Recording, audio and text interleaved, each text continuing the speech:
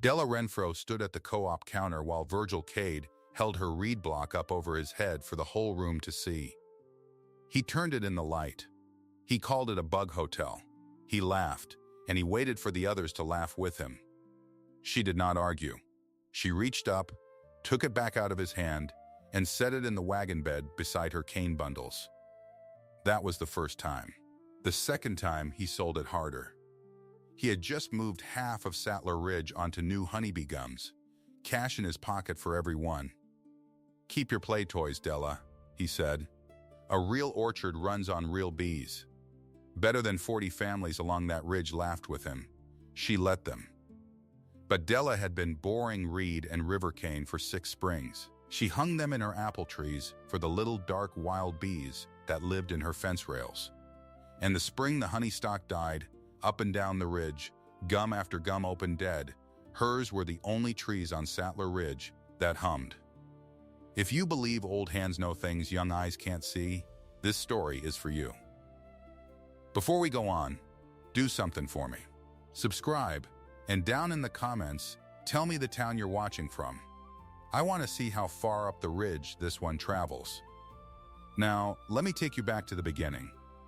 Sattler Ridge sits above Marl's Gap, in the Ozark border country of Arkansas. It is apple country. Come the last week of April, that whole ridge goes white. Bloom on every limb, 70 families worth, a wall of it from the gap clear up to the summit rocks. You could smell it before you saw it. Sweet and green and a little sharp. Every year the ridge held its breath under all that white, because every family's whole year rode on what came after. Bloom is a promise. The apple is the payment. And between the two lies 10 days that decide everything.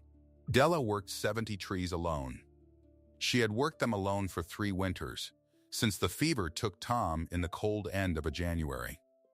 He had planted most of those trees himself, back when his hands still worked. She knew every one of them the way you know the faces at your own table. The old wine saps down by the spring. The Ben Davis rose her husband never did think much of. The Arkansas blacks up the slope that colored so dark they looked bruised. 70 trees. 11 acres. And a note. The note was the thing that sat behind everything else. $780, owed to the Cumberland Land and Loan, down in Marl's Gap. Due the 1st of October. Tom had borrowed against the ground in a lean year, meaning to pay it back off a good crop. And then he had died before the good crop came. Now it was hers. $780. One full crop would pay it clean and leave a little over for the winter. A light crop would not. And if she could not pay, the Cumberland Land and Loan would take the 11 acres, and the 70 trees, and Tom's whole life's work would belong to a man in a Marl's Gap office, who had never once climbed the ridge to look at it. She thought about the 1st of October the way you think about a stone in your shoe. All the time, and never out loud. She kept to herself. That was her way even before Tom died, and more so after. The ridge thought her odd, and she let them think it. She had her grandson, Silas, 12 years old, living with her since his daddy went north hunting work in the mills and did not come back for him. So it was the 2 of them in the little house, and the 70 trees, and the note. Now here is the thing about Della that nobody on that ridge ever bothered to look at. For years she had watched the little bees. There was an old split rail fence along the low edge of her orchard. Tom's father had laid it up, and it had gone punky and soft with the weather, full of little holes where the wood had rotted and the beetles had bored. And in those holes lived bees. Not the honeybees everybody kept in their gums.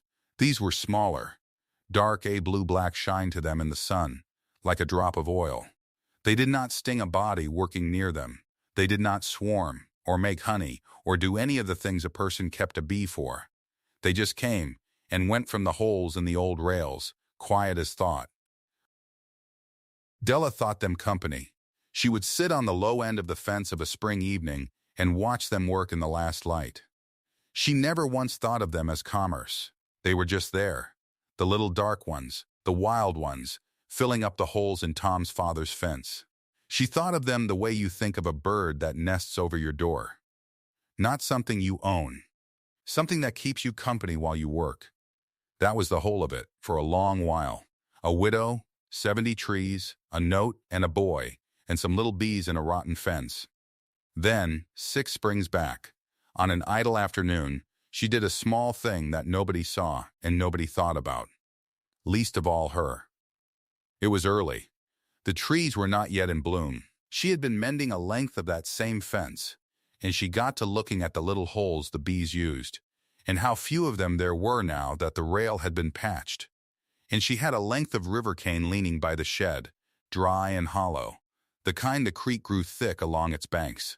She took her husband's hand drill, and she bored the pith out of a few joints of it, just to give the little fellows a dry hole, she thought. That was all.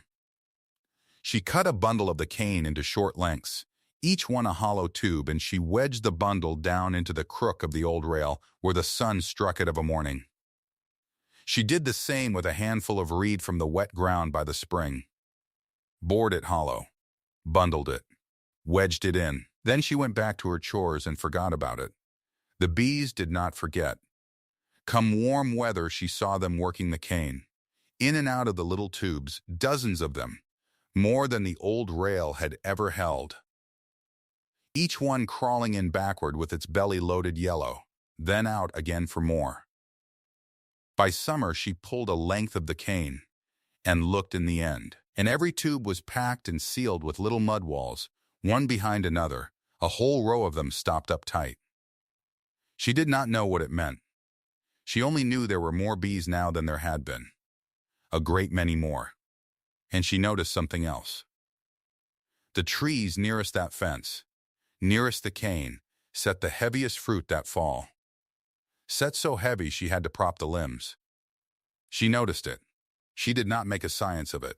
She was not a woman who made sciences. She just thought, well, the little ones like it down there, and the trees down there do well, and there is no harm in more of them. So the next spring, she bored more cane. And the spring after that, she moved some of the bundles up the slope, into the crooks of the trees themselves. Facing the morning sun the way the fence faced it, the bees found them. Wherever she hung the cane, the bees came, and wherever the bees came, the trees hung heavy. By the 6th spring, she had cane bundles in a dozen trees. She had river cane and creek reed board, and bundled in a coffee can by the door, ready. And she had never once, in all that time, called it a method. She had no word for it. If you had asked her what she was doing, she would have looked at you a little puzzled and said she was giving the little fellows a dry hole. That was all it ever was to her.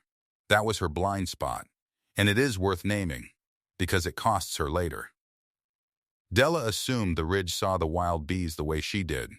She had watched them for so many years that they were plain as daylight to her. She could not imagine that a grown man, a fruit man, could stand in her orchard and not see what was right in front of him. She thought everybody knew. She was wrong about that. On a ridge that ran on honeygums and cached tonnage, she was the only one looking at the fence. Which brings us to Virgil Cade. Cade was maybe 30, and he worked for the county fruit exchange, and he drove a truck up the ridge every few weeks that whole growing season. He sold 2 things. He sold spray, lead arsenate, in heavy paper sacks, on a schedule he printed up himself and handed out at the co-op. So many pounds, so many times, calendar dates marked. And he sold bees. When a man's honeygums came through a winter thin or dead, Cade could get him new stock. Packaged bees shipped up on the train, for cash on the barrelhead. The exchange down in the gap, paid by the ton for clean fruit. And Cade's whole pitch was that his spray and his bees were how you made the tonnage. Spray to kill the worm, bees to set the bloom. Buy both, on his schedule, and the exchange's check would fatten. The Ridge bought it. Most of them. Cade was easy to like and easier to believe, and he talked the way a man talks, who has never once been wrong out loud. He believed his own gospel, down to the ground. And the heart of that gospel was a thing he never even thought to question. Cade believed pollination was something you purchased. You bought bees, you set them among the trees, and the trees made apples. That was the whole of it to him.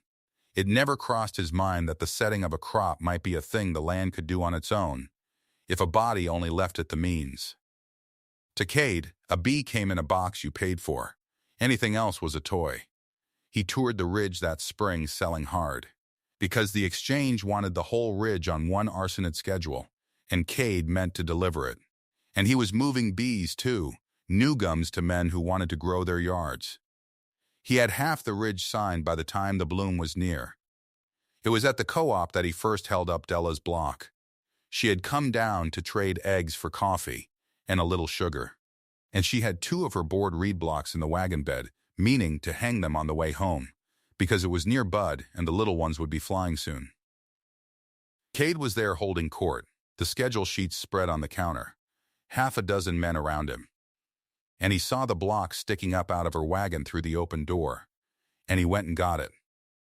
And he brought it in and held it up. "Now what in the world?" he said, grinning, turning it in the light so the little board holes showed. "Boys, look here. Della's got herself a bug hotel." The men laughed. It was a good-natured laugh, mostly the kind of laugh that does not mean much harm and does all the same. And the loudest of them was Harlan Boyd. Harlan Boyd was the biggest grower on the ridge, 300 trees, maybe more, up on the best south slope. When Harlan talked, the ridge listened, because Harlan had the most tonnage and the most standing, and on a ridge that measured a man by his crop, that made him the voice of the place. He was near 60, big through the shoulders still, with a laugh you could hear across a field. And Harlan's blind spot was a simple one. He mistook being the loudest for being the right. He had been proved correct so many times by simple weight of acreage that he had stopped telling the difference between knowing a thing and just saying it hardest. Harlan laughed loudest at the bug hotel. "Della," he said, "you fixing to charge them bugs rent?" More laughing.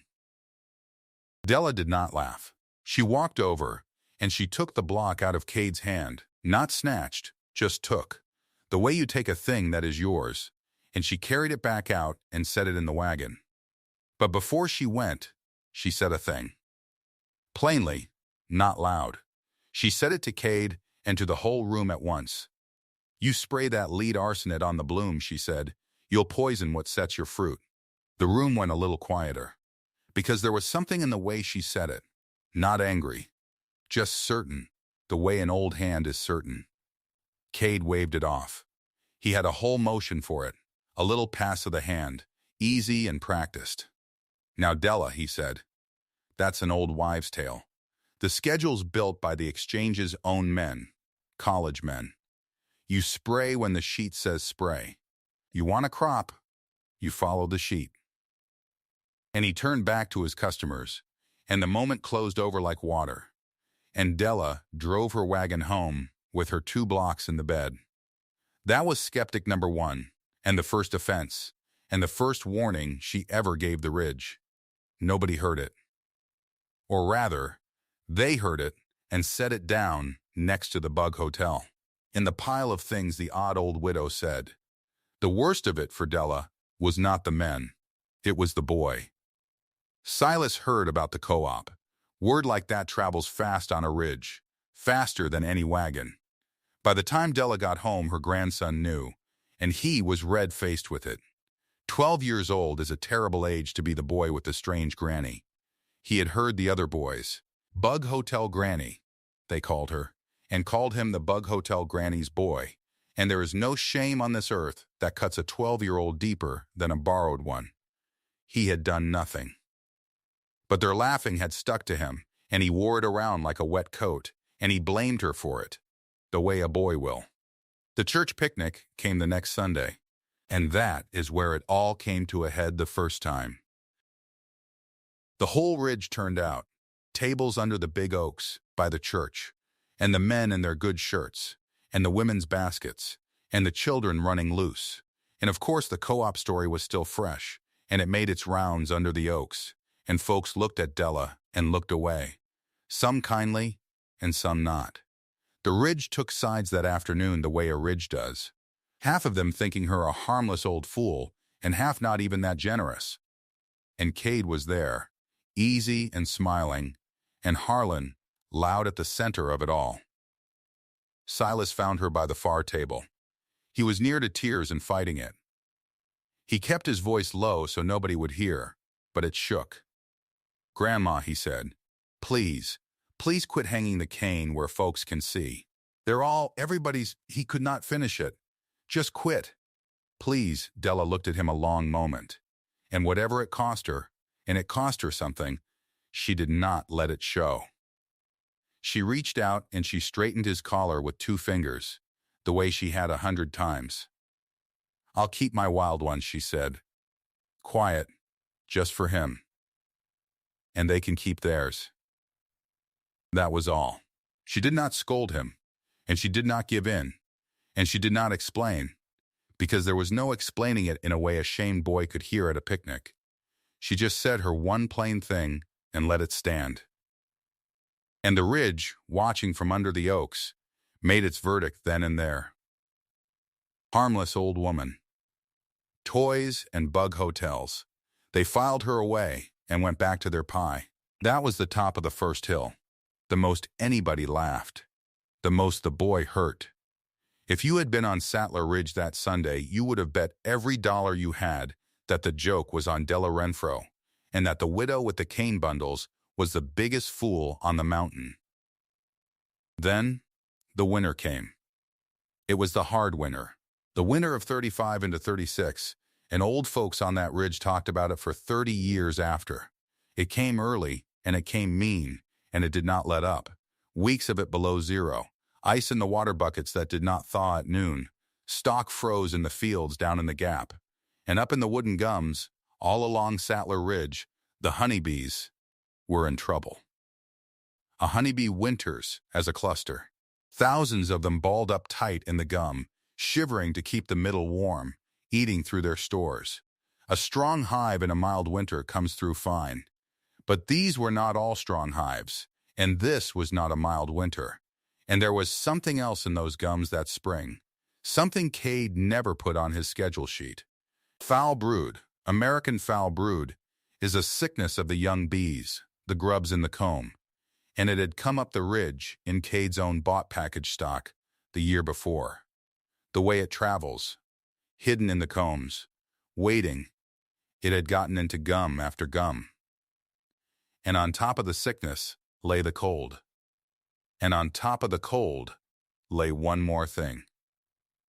The arsenet. The heavy spray from the summer before had drifted, some of it, onto the very gums that sat at the edges of the orchards, and settled on the boards, and the bees had tracked it in.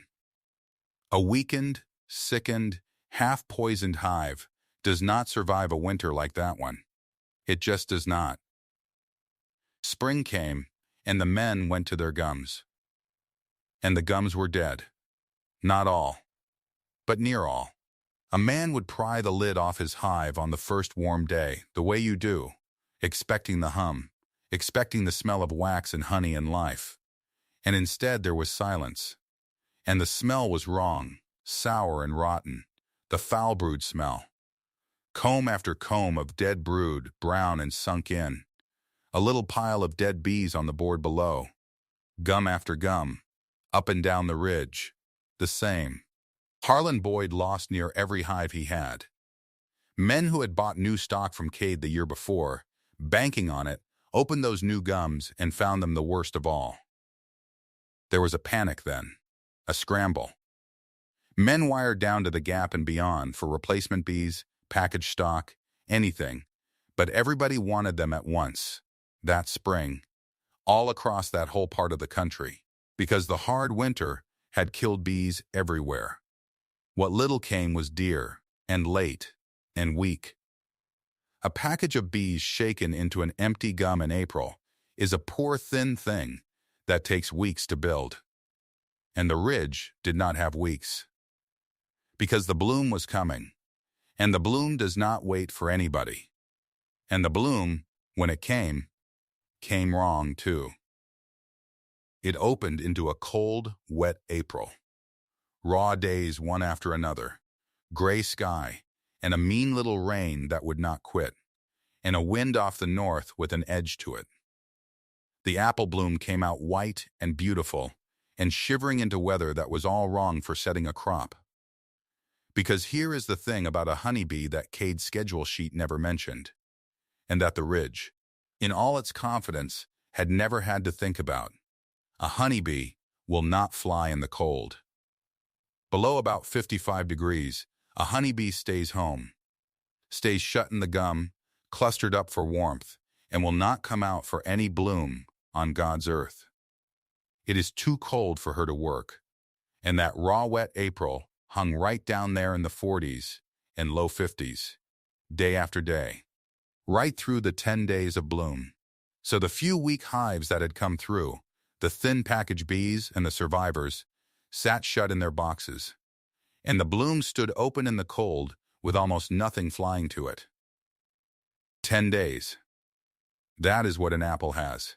10 days, more or less, while the bloom is open and the flower will take. In those 10 days, a bee must carry pollen from one tree to another, tree to tree, blossom to blossom, or the flower closes unfertilized and drops, and there is no apple. No bee, no set. No set, no crop. It is that plain and that hard. And the clock on those 10 days had started ticking over a ridge where the bees were dead in the gums and the survivors would not fly in the cold. The ridge did not understand yet. It only felt the wrongness. The men stood out under their white trees in the raw wind and looked up at all that bloom and felt the year slipping and could not say why. Harlan Boyd blamed the frost. There had been a light frost one night, and Harlan seized on it, because a frost was a thing a man could name. Cade, when men pressed him, spread his hands and called it a bad bee year, an act of God, nobody's fault, and pointed at his schedule sheet and said keep to it, and things would come round. But things were not coming round. Every cold gray morning was another of the 10 days spent, another day of open bloom with nothing to work it, and underneath the whole ridge the same slow dread was rising. Something was wrong with the setting of the crop, and not a man among them could stop it. Now watch what Della did. Because she did not make a speech, she did not go down to the co-op and tell them she had warned them. She did not say a word. It was pink bud on her trees, that stage just before the white breaks open, when the little ones would be waking. And on a cold, still morning, with the gray sky low over the ridge and everybody else standing helpless under their bloom, Della went to the coffee can by her door and gathered her cane bundles and her board reed blocks, the whole 6 years of them, and she carried them out into her 70 trees. She hung them in the crooks of the limbs, every one facing the morning sun, east, where the first warmth would strike them. Down through the winesaps by the spring, up through the Ben Davis Rose, clear up the slope to the Arkansas Blacks. She worked all morning, quiet, her breath smoking in the cold, tying the bundles into the forks of the trees with bits of twine. 70 trees. She did not hurry, and she did not rest. She just went tree to tree, hanging her wild ones out into the cold bloom. And when Cade's schedule sheet called for the bloom spray, the arsenate, on those very days, she did not put on a drop. Not one drop. She set the sprayer in the shed and left it there. She had said her piece at the co-op and been laughed at, and she did not say it again. She simply did not poison the thing that was about to save her. That was all. No scheme, no speech. An old woman hanging bundles of board cane in her apple trees on a cold morning, while the rest of the ridge prayed for a sun that would not come. She finished the last tree near noon. She looked once up the slope at all of it hung and ready. Then she went back to the house to see about Silas's dinner, same as any other day. Behind her, in the cold, in the gray, in 70 trees full of shivering white bloom that no honeybee on that ridge would come out to touch, something in the board ends of the cane began to stir. They came out slow at first, just a few, small and dark, near black in the gray light, smaller than a honeybee and quicker in the turning. They crawled to the mouths of the board cane, and they warmed themselves a moment in what little sun there was. And then they flew. They flew at 50 degrees. They flew in the wet. They flew on a morning when not one honeybee anywhere on Sattler Ridge would leave its box. That is the whole of it, and it is the thing the ridge could not see. A honeybee is a warm weather creature. She wants 55 degrees before she'll come out, and she wants sun, and she wants it still. Below that, she stays home and eats her honey and waits. But the little dark one in Della's cane was built for the cold. She'd overwintered as a grown bee, tucked in her cocoon in the punky reed, and she'd waited all winter for exactly this. For apple bloom. She didn't care that it was raw. She didn't care that it was wet. She came out and she went to work. And Lord, how she worked. She didn't sip dainty at the flower the way a honeybee does. She belly flopped it. She dove into the white bloom and rolled in it. Dry pollen packed all up under her belly, and she carried it tree to tree, blossom to blossom, dusting each one as she went. A honeybee wets her pollen and packs it neat in baskets on her legs, saving it, hoarding it. The little dark one carried hers loose and dry, and dropped it everywhere. She was messy, and messy is exactly what sets an apple.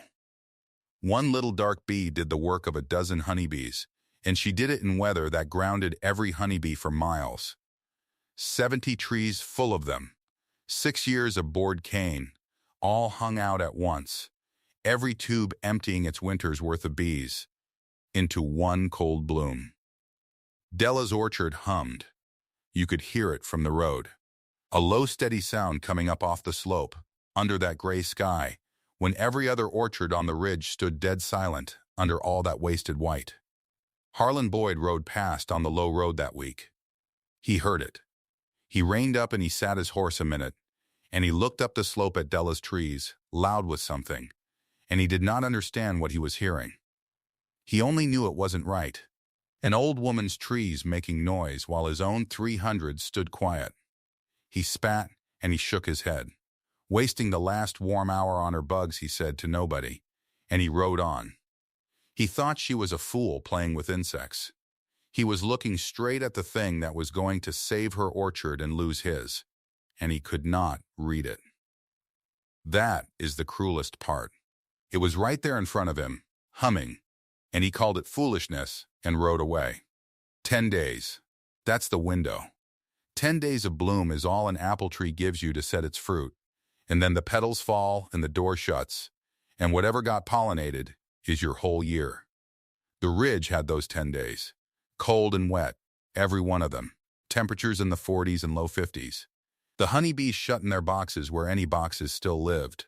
Harlan's few surviving gums sat closed.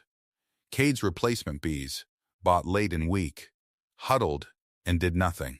The whole ridge stood under open white bloom and prayed for a sun that never came. And the petals began to brown. And the petals began to fall. And under them, nothing. No swelling. No set. Just the bloom drying up and dropping off into the mud.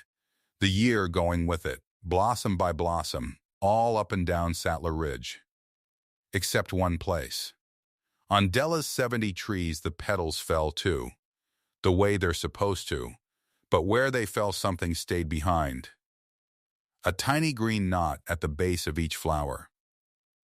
A fruitlet, the size of a match head at first, then a pea, swelling while the ridge went bare. Her little dark bees had touched every bloom they could reach, and now the trees were setting. Setting heavy. Setting the way Tom's trees used to set when Tom was alive and the springs were kind. Silas saw it first among the family. He'd been keeping his distance from the orchard all spring, ashamed of it, ashamed of the cane bundles hanging in the trees where the school road could see them. But a boy can't stay out of an orchard forever. He came up through the wine saps one evening in late April with a bucket, sent to fetch his grandmother, and he stopped. He put his hand on a low limb. It was thick with green fruitlets, every spur loaded. He'd walked past the Boyd orchard that same afternoon on the way home, and he'd seen the bare wood, the brown drop, the limbs near empty. He knew what a set orchard looked like, and he knew what a failed one looked like. because everybody's boy on that ridge knew. And here was Grandma's, loaded, humming, alive. He found her by the fence, wiping her hands on her apron. "Grandma," he said. His voice wasn't right. "Grandma, the trees are full. The Boyds aren't. I walked past. They're bare and ours are full." Della looked at him a while. She wasn't a woman for speeches, and she didn't make one now. "The ridge keeps one bee," she said. "The honeybee. And it's a fine bee, but it's one. And a ridge that keeps one bee is one bad winter from bare." She looked up the slope at all of it, hung and humming and setting. "I kept two." That was all she said. But Silas carried it the rest of his life. The shame he'd borrowed off the men at the co-op, it turned right there in the wine saps, turned clean over into something else. He set his bucket down, and he stayed and helped her. And he didn't care anymore who saw the cane in the trees. Now, you'd think that would be the end of Della's trouble. It was not. Because when a ridge starts to fail, folks get desperate, and desperate men do stupid things fast. Cade came back up the ridge in the middle of it. He saw the brown drop, and the bare wood, and he understood finally that his gums were dead and his schedule had done nothing. And instead of asking why, he doubled down on the only gospel he knew. Spray.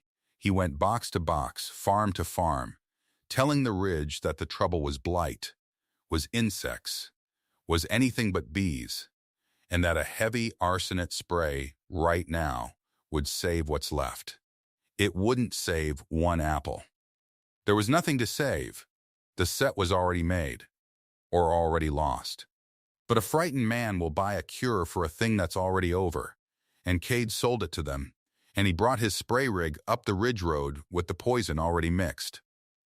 And the ridge road ran right along the low edge of Della's orchard. She was standing at her fence when he came. She'd heard the rig. She stood at the split rail fence, the old one, the one with the wild dark bees still living in its punky holes, and she waited. Cade pulled the rig up and his man cut the engine, and Cade looked at her trees. Loaded, humming, the only green on the whole gray ridge. And you could see it cross his face, what that meant, and you could see him decide not to know it. "Move on off the fence, Della," he said. "We're spraying the low road." "You spray the low road. That drift comes up my slope," Della said. "It'll settle on my bloom, and it'll kill what's still working my trees. You're not spraying past this fence." "That's exchange business," Cade said. "Whole ridge is on the schedule. I'm not on your schedule. I never was. Turn the rig around." He didn't want to. You could see he didn't want to. To turn that rig around at her fence, with her trees loaded behind her and his whole ridge gone bare, was to admit a thing in front of his own hired man that he could not afford to admit. And he might have pushed it. He had his hand on the pump lever. But a neighbor had come up the road behind him, a man named Pruitt, whose own orchard was failing, who had stood in that co-op and laughed with the rest of them once. Pruitt looked at Della's trees. Then he looked at Cade. "Leave her fence be, Virgil," Pruitt said. "Quiet. You've done enough up here." And that was it. Not violence. Just one broke and beaten neighbor saying the thing out loud, and Cade's hand came off the lever. He turned the rig around in the road, and he sprayed the low road below her line, and no farther. And the drift stayed off her slope, mostly, and her bees kept working. But word was already traveling by then, down off the ridge and into Marl's Gap. Sattler Ridge has no crop this year. The bees died, and the crop died with them. And the loan man at Cumberland Land and Loan heard it same as everybody, and he marked Della Renfrow's name down with the rest. 70 trees, 11 acres, $780 owed the 1st of October, and he figured her for lost, same as the whole ridge. Nobody figured any different. Why would they? She was just an old woman with bugs in her trees, and the ridge was bare. June told the truth. By June, there's no hiding a set orchard from a failed one. The Boyd trees, all 300, carried a scatter of apples where they should have carried tons. A dozen here, a handful there, the limbs near naked, the ground under them clean. Up and down the ridge it was the same. Empty wood, a whole year gone, and in the middle of it, Della's 70 trees hung so heavy the limbs bowed. Winesaps by the spring, Ben Davis up the rows, Arkansas blacks clear up the slope, loaded, every one, the fruit swelling green and thick. You could see it from the gap. You could see it from the low road. The one green orchard on a gray ridge. And that's when the county man came. Emmett Powell drove up from the extension office in his county car, because word of a thing like that travels to a man whose job is to know it.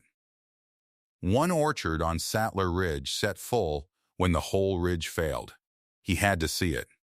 He parked at Della's low fence, and he walked up into her trees, and a crowd came with him, because folks had gathered by then, neighbors, growers, the curious and the ruined, drawn to the one place that held. Harlan Boyd was among them. So was Pruitt. So was half the ridge that had laughed at the picnic. Powell walked her rows slow. He turned fruit in his hand. He counted set on a spur, and did the figure in his head, and his eyebrows went up. Then he saw a cane bundle, still hanging in the fork of a Ben Davis, where Della had left them. And he stopped. "Whose is this?" he said. "Mine," said Della.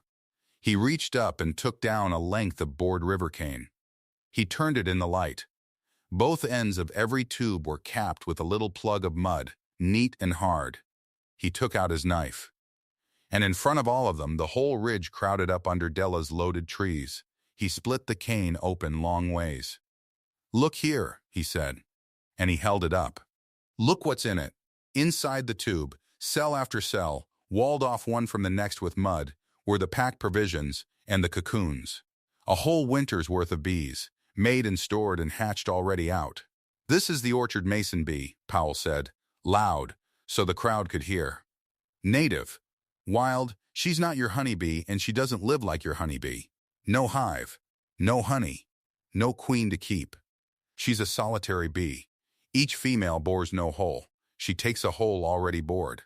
A hollow reed, a beetle tunnel in an old rail, and she lays her cells in it, packs each one with pollen, walls it with mud, and dies. And her young sleep the whole winter grown, right in the tube, waiting." He looked up at Della's trees. "Waiting for apple bloom." The crowd was dead quiet. "Now here's the thing you all need to hear," Powell said, and he turned to face them, Harlan Boyd and Pruitt and all of them. "Your honeybee won't fly cold. She wants 55 degrees and sun before she'll leave the box.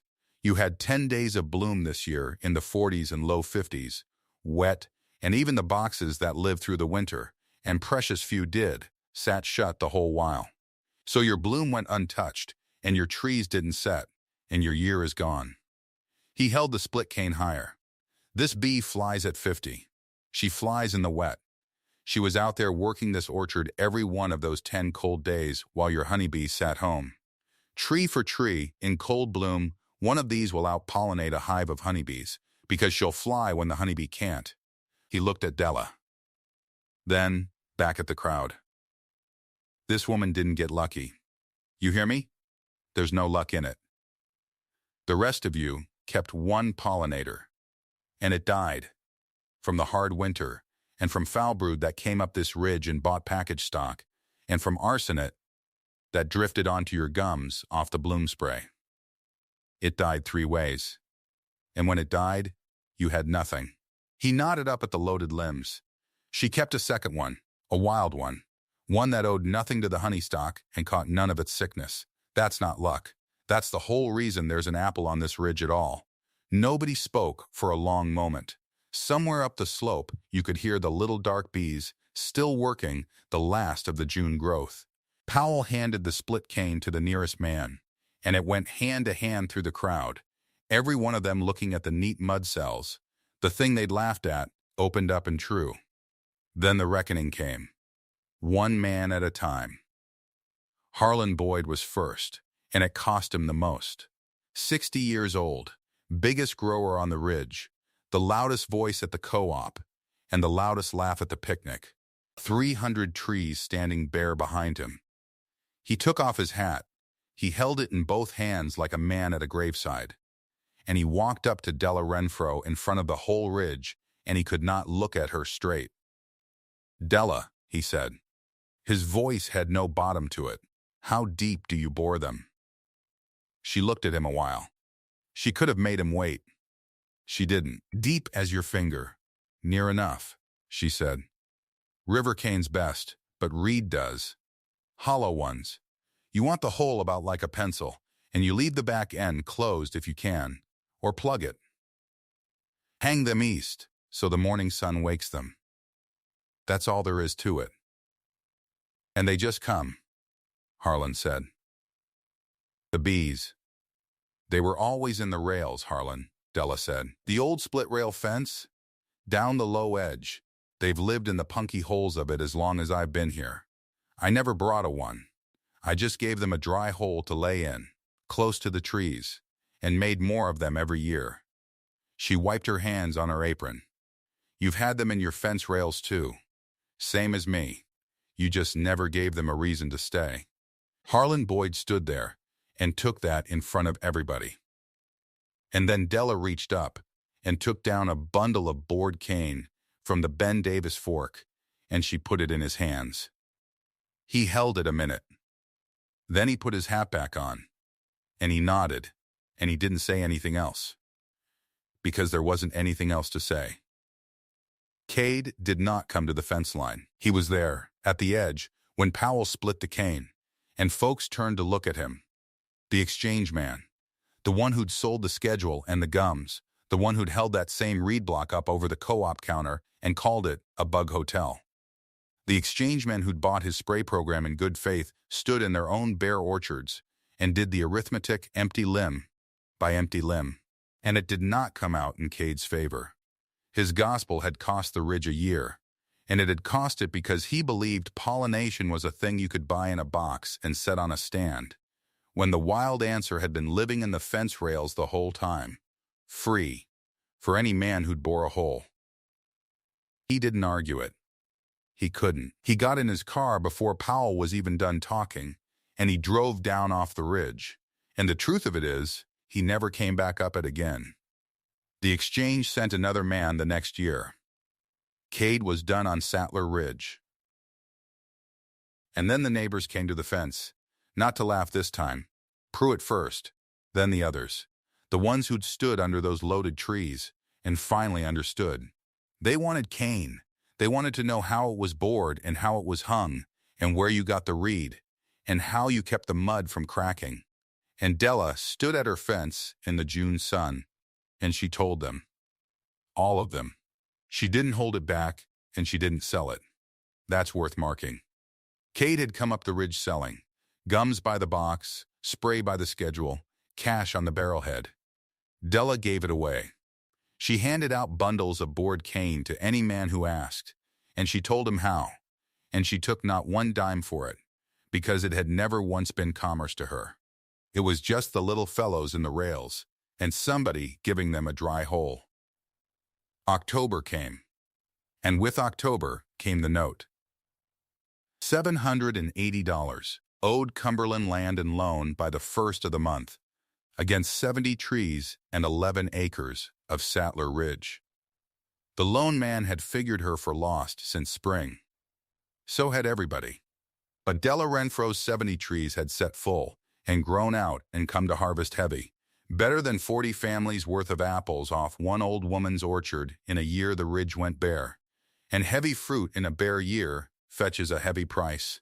She picked her crop with Silas, and she hauled it and she sold it, and on a morning near the 1st of October she walked into the Cumberland Land and Loan office in Marl's Gap, and she laid the money on the counter. Counted it out. $780. Crop money, in a bad year, from the one orchard that held. The loan man counted it back, and he didn't hardly know what to say, because up and down that same counter that same fall, the ridge's other growers were coming in the other direction, hats in hand, asking for more time, asking to carry the note another year, their crops gone with the bees. Harlan Boyd renegotiated short that fall. So did half the ridge. Same town. Same season. The keeper paid clean and walked out square, and the men who'd bought the schedule went quiet to the bank. Della didn't gloat over it. She just took her paper marked paid, and she folded it, and she put it in her apron, and she went home up the ridge. Powell came to see her one more time before the leaves turned. He wanted to write it up. That was his job. A thing that worked. The county ought to know it. And he asked her would she let him put her method down in the extension bulletin so growers all over could read it. There's no method, Della told him. She was on the porch, boring a length of cane with an awl while they talked, already getting ready for spring. The bees were always in the rails. Somebody just had to give them a dry hole. That's the whole of it. You can write that down if you want, but it don't take a bulletin. It takes an awl and a piece of cane, and the sense to leave the spray off your bloom. Powell wrote it up anyway, called it her name, the Renfrow blocks, in the county paper. But she never called it anything but boring cane for the little fellows, right up to the end. That winter, the kitchen was warm. Della and Silas sat by the lamp of an evening, with a heap of river cane and reed between them and their awls going. Bore a hole. Check the depth against your finger. Set it in the coffee can with the rest. The boy was quick at it now, and proud of the quickness. 12 years old, and not one grain of shame left in him about the bees. He filled a whole can by himself one night and set it by the door for spring. Outside, down the low edge of the orchard, the old split-rail fence stood under the snow, with the wild dark bees asleep in its punky holes. Same as they'd slept there since before Tom ever planted a tree, waiting on the bloom that would wake them. And come the next April, you could see it from the low road. Cane bundles hanging in the forks of the trees, not just Della's 70 anymore. Up the slope in Harlan Boyd's 300. Down in Pruitt's rows. In near 20 orchards up and down Sattler Ridge, bored cane hung out east to the morning sun, and the little dark bees flying cold over all of it, working the bloom in weather no honeybee would touch. Harlan Boyd said just one thing about it the next spring, when a man asked him at the co-op had he really gone to hanging bugs in his trees like the Renfrow woman. "I've got cane in every tree now," Harlan said. And he didn't laugh, and he didn't let the other man laugh either. Cade never came back up the ridge. That's the whole of it. A ridge that had one way to set its fruit, and one old woman who had two. And the spring the first way died, killed by a hard winter and a bot sickness and a poison somebody sprayed on his own bloom. 2 was the only number on that ridge that mattered. She never schemed it. She never made a speech. She just watched the little dark bees in her fence rails for years and thought them good company, and gave them a dry hole to lay in, and kept doing it after they laughed. 6 springs of boring cane nobody wanted, so that on one cold, wet April, when the whole ridge went barren, 70 trees would hum. If you've got somebody in your life the young folks call foolish for the old way they keep, the seed they save, the tool they won't throw out, the thing they do that nobody does anymore, you go sit with them a while this week. Ask them why they do it. There's more of Della Renfrow in them than you know. And tell me down in the comments, what town are you watching from tonight? And is there a ridge near you where somebody still knows the old way? I'd like to know how far this one travels.